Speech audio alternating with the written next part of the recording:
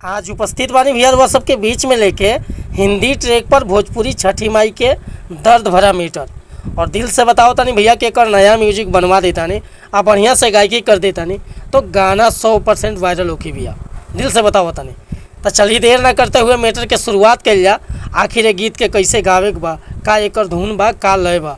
लेकिन video start कर से पहले भैया एगो बात बतावल चाहब, रउआ अगर नया सिंगर बानी आ सिंगिंग में इंटरेस्ट बा, अच्छा मैटर के तलाश में भटकतानी, सही ढंग के गीत नहीं खे मिलत, बढ़िया तुकबंदी नहीं खे मिलत, चाहे मन पसंद के मैटर नहीं खे मिलत, तब भैया अगर हमारा चैनल पर आ गए बानी एकदम निश्चिंत रही, निराश भैया की जरूरत नहीं है।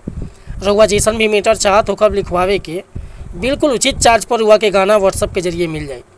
आज के धुन बाटे भैया, सात समुंदर पार में तेरे पीछे पीछे आ गई, यह धुन बा। लेकिन देखी कैसे गाओ के बाटे कि ये हो छठी माई सहिले जुदाई, दिहली जनुआ गम हो, अरे दिहली जनुआ गम हो, याद में दिन राती, याद में दिन राती हे मैया तड़पतानी हम हो, ए हो छठी माई सहिले जुदाई, दिहली जनुआ गम हो, अरे दिहली जनुआ गम हो, अरे याद में दिन राती, हाँ याद में दिन राती हे मैया तड़पतानी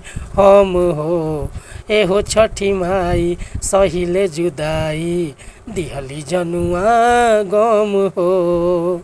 तो भैया अगर ये मैटर पसंद बा आप फुल गीत लिखवावे के चाहतानी तो बेहिचक कांटेक्ट कर सकीले। हमार कांटेक्ट नंबर बाटे 8874473128। मिला तनी फिर से अगला वीडियो में। अगर वीडियो पसंद आई तो लाइक कमेंट करब और चैनल पर पहली बार हो तो सब्सक्राइब कर ले।